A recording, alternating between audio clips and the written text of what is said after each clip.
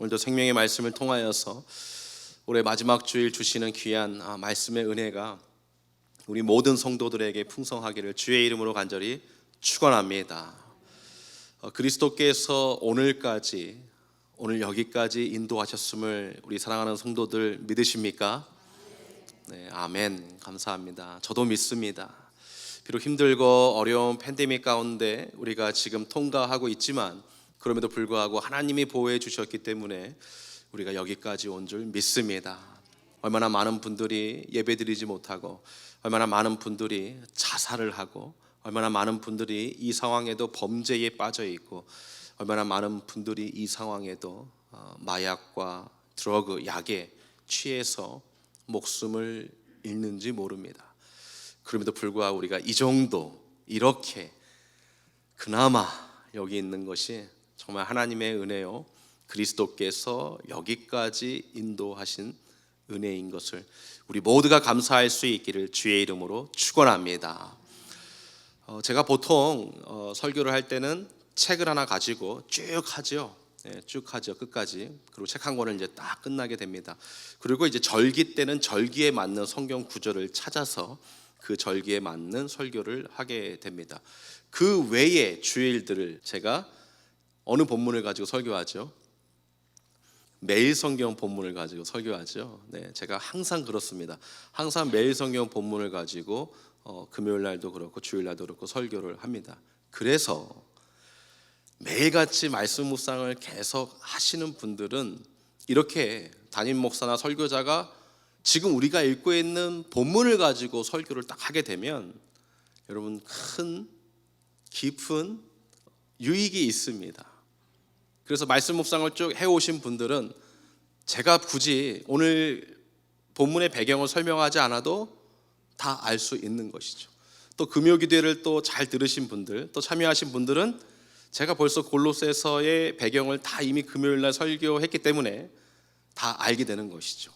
제가 그래서 골로새서 오늘 배경을 하지 않고 그냥 넘어갈까 하다가 그래도 혹시 모르시는 분들이 계실까 해서 또 급하게 또 부득이하게 말씀 묵상 못하고 또 듣지 못하신 분이 계실 수도 있어서 제가 다시 한번 말씀을 드리려고 합니다. 제가 하고 싶은 말은 매일 말씀 묵상을 꼭 하실 수 있기를 바랍니다. 이 골로새 교회는 사도 바울이 3차 전도 여행 중에 에베소라는 지역을 방문하게 되죠. 그곳에서 오랜 시간 머물게 되는데 거기서 많은 복음을 전하게 됩니다. 많은 사람에게 복음을 전하게 되는데 그 복음의 소식이 진짜로 순식간에 이 아시아 전역으로 흩어지게 되죠. 그래서 아시아 전역에 있던 많은 사람들이 어깨 너머로 들었던 그 복음, 그 예수님에 대한 것, 사도 바울에 대한 것, 그러한 것들을 접하게 돼서 이 에베소까지 다 몰려오게 됩니다. 그래서 많은 이방인들이, 예수 믿는 사람들이 아니라 많은 이방인들이 또는 유대인들 중에서 귀가 열리고 눈이 열린 자들이 이 에베소로 다 몰려들게 되지요. 그래서 바울이 거기서 가르침을 줄 때에 바울이 전하는 그리스도의 복음을 듣고 그 중에 한 사람이 회심하게 되는데 그 사람의 이름이 에바브라입니다. 그 에바브라가 그 복음을 듣고 자신이 온 고향 어디인가, 그 사람이 바로 골로새 지역에서 온 사람이었습니다. 그래서 그 골로새로 돌아가서 그 사람이 목사가 아니에요, 평신도가 복음을 듣고 회심하고 변화되어 하나님을 만나고 나서 고향에 돌아와서 골로새 교회를 개척해서 바로 오늘 본문에까지 이르게 된 것입니다. 골로새 교회는 99% 이상이 이방인들로 구성된 교회입니다. 유대인들이 약 한 10%, 9% 정도 차지하고 있었어요. 그래서 진짜 우리끼리 쉽게 얘기하면 초짜 신앙인들, 태신자들, 완전히 신앙생활을 처음 하는 그러한 성도들이 모여서 만든 교회가 골로새 교회입니다. 그래서 이들이 얼마나 복음에 대해서 그냥 흡수력이 뛰어난지 복음을 전하면 바로바로 들어가는, 왜요? 머리에 든 게 아무것도 없어요. 기독교에 대한 것이, 종교에 대한 것이 아무것도 없어요. 그래서 그냥 흡수가 되는 것입니다. 흡수가. 그래서 신앙이 잘 자라고 있었습니다. 그런데 오늘 우리가 읽은 대로 8절 말씀에 누가 철학과 헛된 속임수로 너희를 노략할까 주의하라. 즉 교회 안에 철학, 이때의 철학이라는 것은 세상 사상을 의미하는 것입니다. 종교적으로는 영지주의라는 그러한 사상이 이단이죠. 영지주의를 주장하는 소위 말하는 하나님을 믿는다고 하는 기독교인들이 있었어요. 그래서 예수님 당시에도 있었고 1세기, 2세기 때도 있었고 이게 지금 기독교 역사에도 계속해서 남아있는 이단 사상입니다. 이 영지주의가 무엇이냐면 쉽게 말씀을 드리면 육은 악하다, 영만 선하다. 다시요, 육은 악하다, 영만 선하다. 그래서 육은 항상 악한 것입니다. 그래서 육은 아무리 죄를 져도 회개할 필요가 없는 거예요. 원래 뭐 하기 때문에요? 원래 악하기 때문에. 나에게 있어서 뭐가 중요해요? 영이 중요해요. 그래서 이 사람들은 딱 이분설이에요. 육은 악하고 영은 거룩해야 된다. 그래서 영만 잘 하나님을 만나면 되고 예배하면 되는 거예요. 그러니까 하나님을 잘 예배해요. 내 영으로 잘 예배합니다. 그리고 내 육은 어디 가도 괜찮은 거예요. 어떻게 생활해도 괜찮은 거예요. 세상적으로 마음대로 생활해도 아무런 죄책감이 없는 것이죠. 이 영지주의의 기초에서 지금도 우리 뉴욕에도 많이 있는 그 이단이 구원파예요. 구원파는 뭐라고 이야기합니까? 예수님께서 한 번에 십자가의 죽으심으로 너희의 모든 죄를 용서했다. 그렇기 때문에 죄는 한 번 회개하면 끝나는 것이다. 더 이상 회개하면 예수님을 계속 십자가에 못 박는 것이다. 그래서 죄 지은 것 그거 그냥 깨닫고 그냥 이해하면 되고 회개할 필요. 그러니까 그 구원파에서는 눈물을 흘리고 기도하는 사람이 한 명도 없어요. 정말입니다. 그 교회 안에서 눈물을 흘리면서 기도하는 사람이 한 명도 없어요. 왜요? 죄책감이 없기 때문에. 왜요? 한 번 육신으로 지은 죄는 한 번 회개하면 끝나기 때문에. 그 근거가 바로 이 영지주의에서 오게 된 것이죠. 그렇다 보니까 교회 안에 이 영지주의가 들어와서 괜찮아 집사님, 세상 가서 마음대로 해도 돼. 주일날 와서 우리 영으로, 영과 진리로 예배한다 그랬는데 우리 영으로 예배하면 돼. 가자. 그리고 데리고 나가는 거예요. 그러면서 교회 안에 이 잘못된 세상 철학이 들어오고, 당시에 이 유대교의 율법주의, 그리고 당시에는 예수 그리스도를 실제로 이 땅에 오셔서 죽으시고 부활하신 것으로 믿지 않고 어떤 환상적으로 일어난 사건이라고 믿는 가현설이라는 것이 있었습니다. 가현설이 무엇인가? 예수님이 죽으시고 부활하시고 이 땅에 오신 것은 이게 그냥 현상으로 일어난 것이, 그러니까 어떤 환상같이 일어난 것이지 실제적으로 일어난 것이 아니다라는 것이죠. 그러면서 천사 숭배 사상이 나타나게 되면서 교회 안에 이런 엄청난 일들이 일어나게 되는 것입니다. 여러분 같으면 어떻겠어요?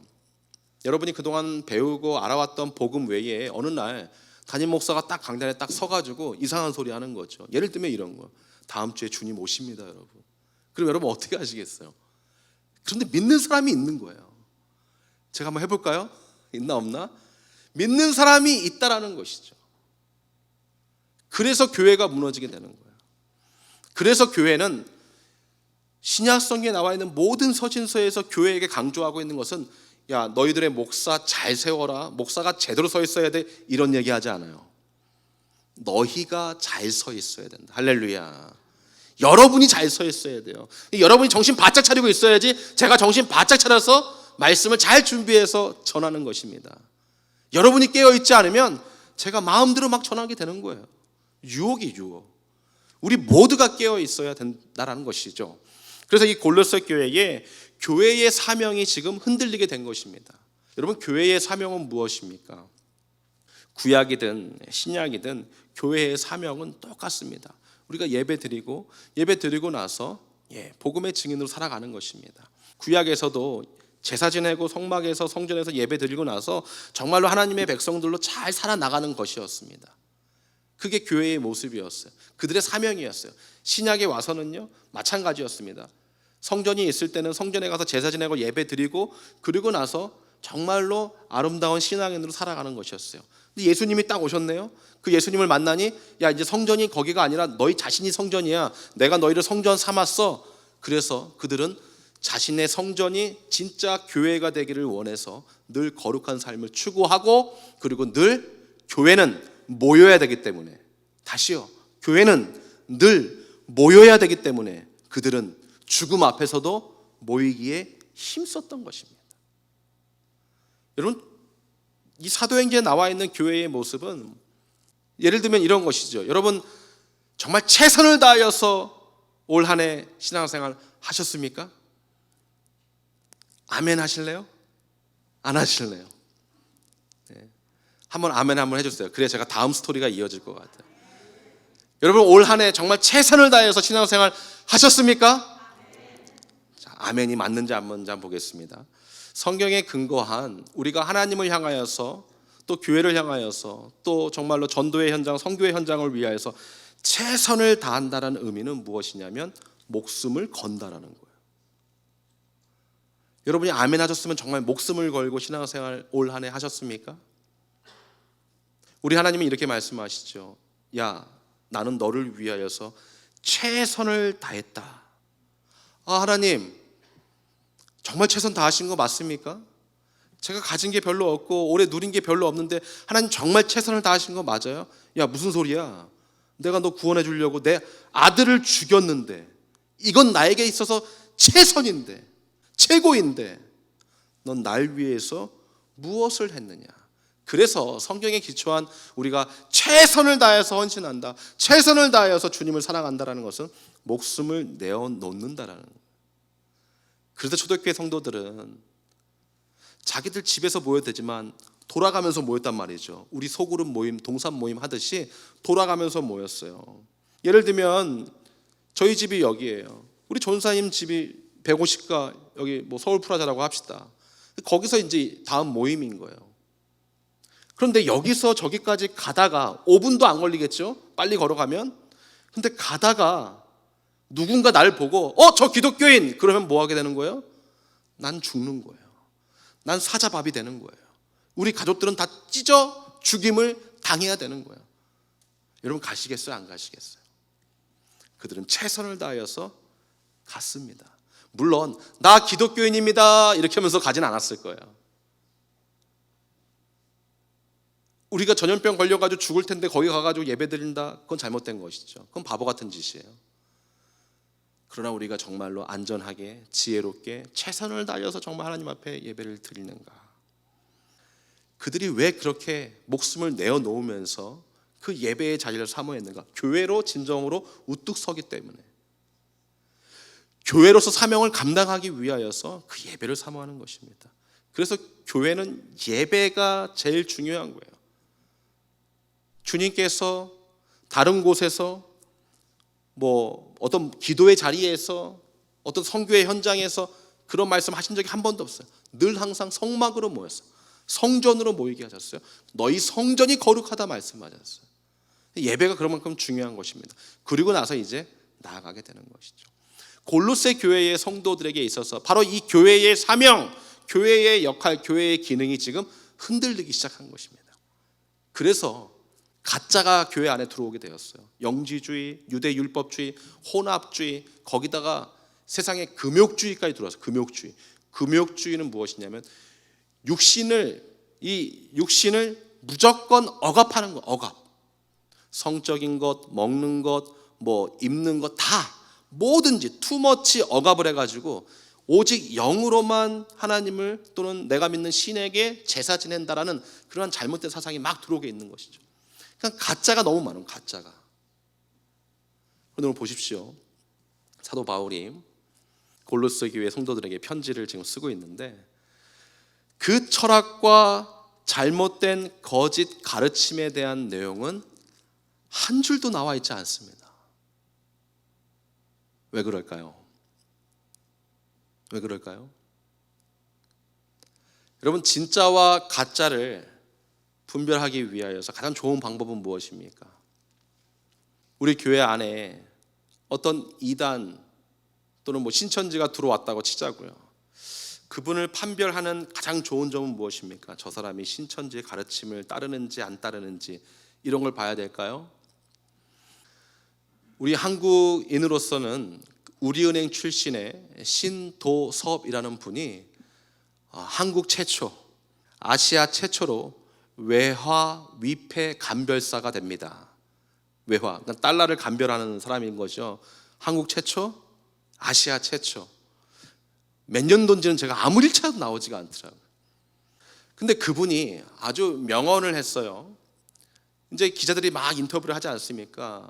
그래서 이제 미국에 와서 시험을 보는데 달러 200장을 딱 주고 30분 안에 딱 분별하라는 것입니다.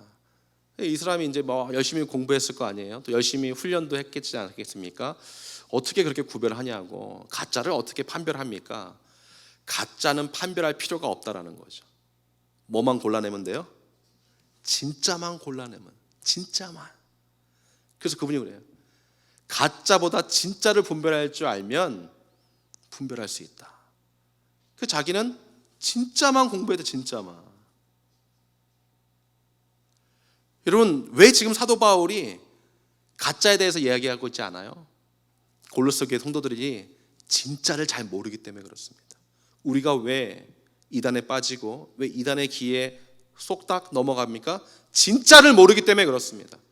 오늘 이 진짜를 알면서 우리 교회의 사명이, 우리 서로 간의 사명이 회복될 수 있는 이 아침이 되기를 주의 이름으로 간절히 축원합니다. 첫 번째로 한번 따라하시죠. 그리스도를 쫓으라. 교회의 사명이 회복되고 우리가 진짜를 알기 위하여서는 그리스도를 쫓아야 되는 것입니다. 이 그리스도를 쫓는다는 것은 예수님을 따른다라고 우리가 이야기할 수 있습니다. 과거에는 예수님을 따른다 그러면 어디에 포커스가 맞춰져 있냐면 100%다 우리의 행함에 맞춰져 있어요. 아니 집사님, 아니 어떻게 예수님을 쫓는다고 하면서 십자가의 길을 가는다고 하면서 어떻게 그렇게 신앙생활을 할 수가 있습니까? 어떻게 권사님 어떻게 그렇게 할 수가 있어요? 안 되지요 라고 했단 말이죠. 틀린 말은 아닙니다. 잘못된 말은 아닙니다. 그러나 두 가지가 빠졌어요. 첫 번째는 먼저 행함이 있기 위해서는, 얼마 전에 제가 설교했던 것 같은데, 행함이 있으면 반드시 같이 따라오는 게 뭐라 그랬죠? 아유, 기억력 좋으시네요. 행함이 있으면 믿음이 있다. 그렇죠? 이 믿음과 행함은 항상 같이 움직인다 제가 말씀드렸습니다. 그게 성경의 가르침입니다. 즉 내가 행함을 통하여서 그리스도를 쫓는 삶을 살기 이전에 나의 믿음이 정말 있는가, 내가 말씀 위에 믿음 위에 굳게 standing firm 잘 서 있는가를 먼저 알아야 된다는 것이죠. 그게 무엇입니까? 은혜예요. 은혜는 불가항력적 은혜입니다. 내가 거부하고 받고 싶다고 받고 이게 아니에요. 은혜는 하나님께서 자기의 뜻과 섭리 가운데서 우리에게 주시는 거예요. 그래서 그 은혜를 알아야 돼요. 은혜를 아는 자들이 내가 믿음이 있구나, 주님이 믿음을 주셨구나. 그리고 뭐 하게 돼요? 그리스도를 알아가게 돼요. 두 번째로 knowing God, knowing Jesus가 돼요. 그리스도를 어떻게 알아가야 됩니까? 말씀을 통하여서 알아가는 것이죠.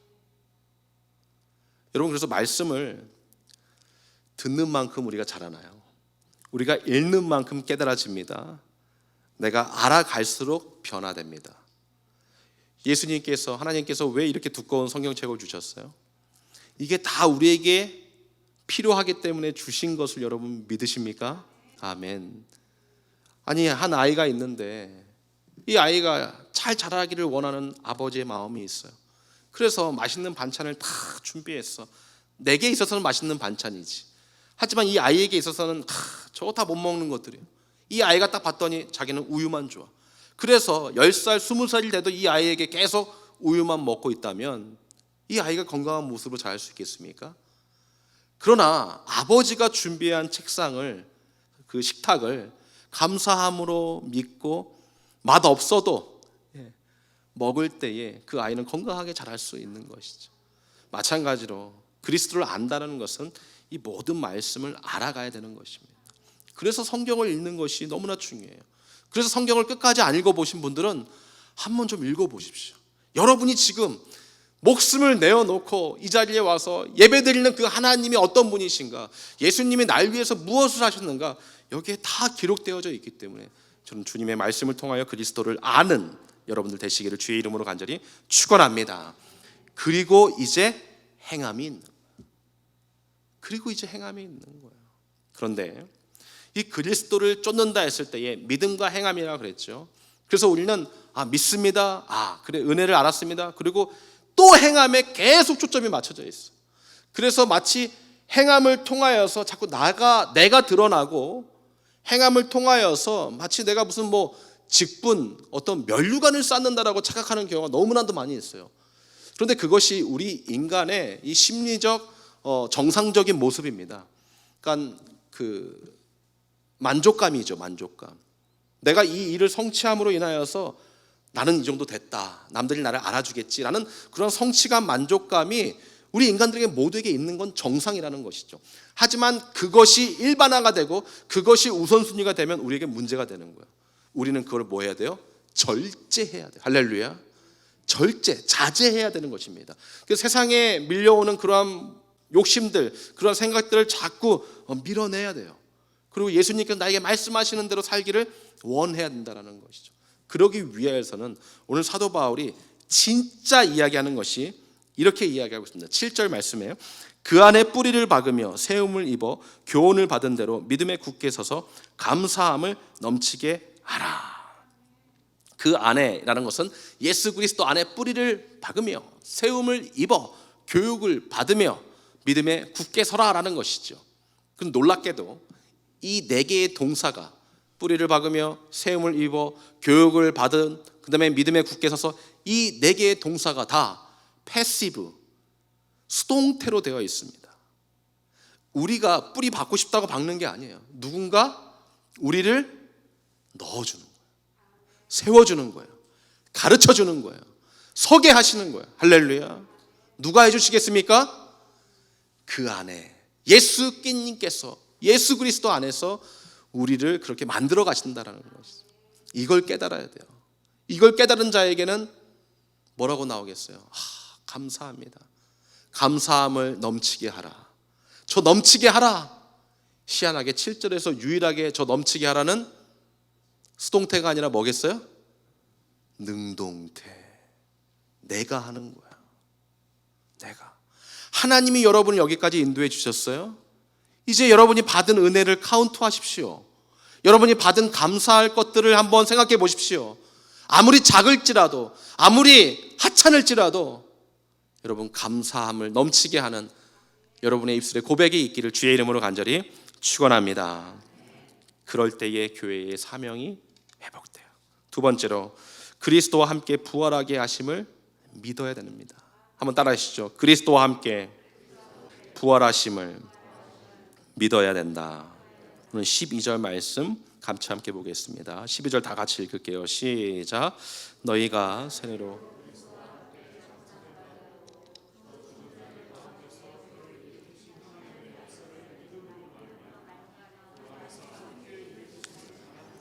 아멘.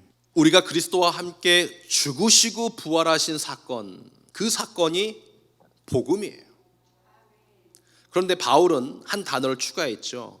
너희가 세례로 그리스도와 함께 장사한 바 되고 또 죽은 자들 가운데서 그를 일으키신 하나님의 역사를 믿음으로 말미암아 그 안에서 함께 일으키심을 받았느니라. 복음이 너희에게 왔을 때 너희가 이미 그 복음의 주인 되시는 그리스도와 함께 장사된 바 되고 그 죽은 자 가운데서 살리신 하나님의 은혜 가운데 너희도 같이 함께 살아났다라는 것입니다. 그런데 거기에 세례라는 표현을 갖고 있어요. 그러면 세례 안 받은 사람은 억울해서 어떻게 해요? 바울이 지금 세례를 이야기하고 있는 것은 너희들이 이방인들로서 에바브라에게 복음을 듣고 그리고 다 신앙 고백을 했지 않느냐. 우리가 항상 전도를 당한다든지 또는 전도를 할 때에 복음을 전하고 항상 영접하게 하죠. 신앙을 고백하게 합니다. 물론 그것이 진짜인지 가짜인지는 몰라요. 하지만 우리는 그렇게 교육을 받고 그러한 훈련을 받았습니다. 그런데 시간이 지나면서 그게 진짜인지 가짜인지는 알 수 없지만 초신자들이 시간이 지나면서 그들의 눈에서 눈물이 흘러나오고 그들이 교회를 사랑하게 되고 교회에 오는 것이 즐겁고 목사님의 말씀이 들려지게 되면서 말씀이 읽어지게 되면서 그들이 뭐 하게 되는 것입니까? 진짜 신앙 고백을 하게 되는 것이죠.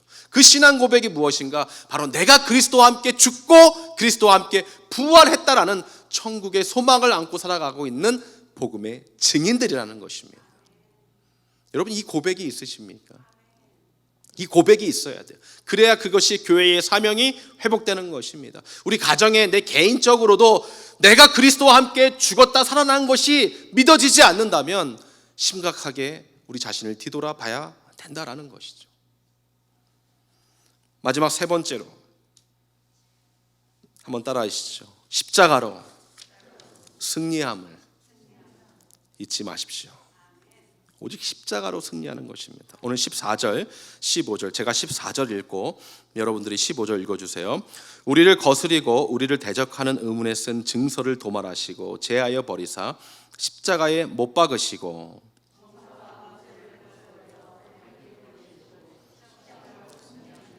아멘. 오늘 14절에 우리를 대적하는 의문에 쓴 증서를 도말하시고 제하여 버리사 십자가에 못 박았다, 이렇게 말씀하고 있습니다. 이 의문의 증서는 무엇일까요? 이 의문의 증서는 두 가지를 의미하고 있습니다. 첫 번째는 율법입니다. 율법에 의하여서 하나님의 백성들은 그 율법대로 잘 살면은 그게 거룩하고 그게 천국 가는 것이라고 믿었습니다. 그러나 그 율법에 빠져 있어서 율법주의가 돼버려서 그 율법으로 말미암아 죽어가는 사람을 보면서도 도와주지 못하는 거예요. 문둥병자가 내 옆에 오면은 욕을 하면서 저주하면서 그를 멀리했어요. 율법은 우리를 그리스도로 이끄는 초등교사라고 갈라디아서에서 바울이 이야기했어요. 그러니까 율법이 나쁜 게 아닙니다. 율법을 통하여서 우리는 죄를 깨닫고 그 죄를 깨달음으로 죄를 해결할 수 있는 분이 이 율법이 아니라 오직 율법에서 말씀하고 있는 이 율법을 지키게 하시는 그리스도밖에 없다는 것을 깨닫는 것입니다. 그래서 갈라디아에서 바로 이 율법이 우리를 그리스도로 이끄는 초등교사다, 이렇게 말씀하고 있어요. 그런데 오늘 8절에서는 이 모든 율법주의, 그런 헛된 속임수로 너희로 노력할까 주의하라 말씀하시고 이것이 사람의 유전과 세상의 초등학문을 쫓음이요 라고 되어 있습니다. 그 그리스도께 나아가야 되는데 나아가지 못하고 어디에 머물러 있는 거예요? 초등학생으로 머물러 있는 거예요. 초등학문에 머물러 있는, 유치원 학생으로 지금 계속 머물러 있는 것입니다. 교회가 이렇게 커졌는데도 불구하고 아직도 유치원생으로 있는 것입니다. 그래서 그거를 제하여 버리신다는 거예요. 두 번째는 당시에 종과 노예는 계약서가 있었어요. 그래서 그 계약서로 말미암아서 이 주인과 종, 노예의 관계를 증명해야 되게 되죠. 우리 모두는 마귀의 노예요 마귀의 종 되었던 자들입니다. 우리는 아담과 하와의 범죄로 인하여서 그 누구도 예외 없이 다 죄인이었습니다. 우리도 보이지 않는 계약서에 도장 꽝꽝꽝 찍힌 자들이었습니다. 그런데 그 모든 계약서들을 우리 예수님께서 십자가에 다 꽝꽝꽝 하심으로 그것을 다 뭐 했다고요? 제하여 버리셨다. 할렐루야. 바울은 이 모든 것이 예수님께서 승리하신 것인데 십자가로 승리했다 말씀하고 있습니다. 여러분, 십자가가 무엇인데요? 이 십자가는 사실 저주의 나무입니다. 예수님을 못 박아 죽였잖아요. 그런데 이 저주의 나무를 왜 승리라고 말씀하고 있냐면, 저 저주의 나무에 우리가 달려야 되는데 우리를 대신해서 주님께서 달려주셨기 때문에 우리는 저 십자가를 바라보고 있는 것입니다. 그래서 저 십자가를 보면서 여러분 두 이미지가 떠올라야 돼요. 나의 모습, 예수님의 모습. 내가 저기 달려 저기 서 있어야 됐는데 우리 예수님이 나를 내려놓고 자신이 죽으신 거예요. 십자가로 승리한다는 의미가 바로 그 의미입니다.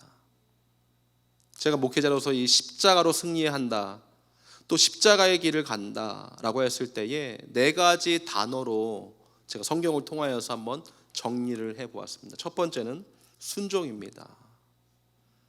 예수님께서 십자가로 승리했다는 것은 순종함이 있어야 된다. 두 번째, 겸손함, 겸손.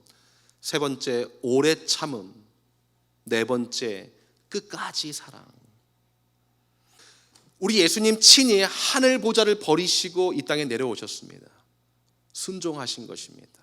아버지의 말씀에 순종하신 것입니다. 우리 예수님은 가기 싫으셨어요.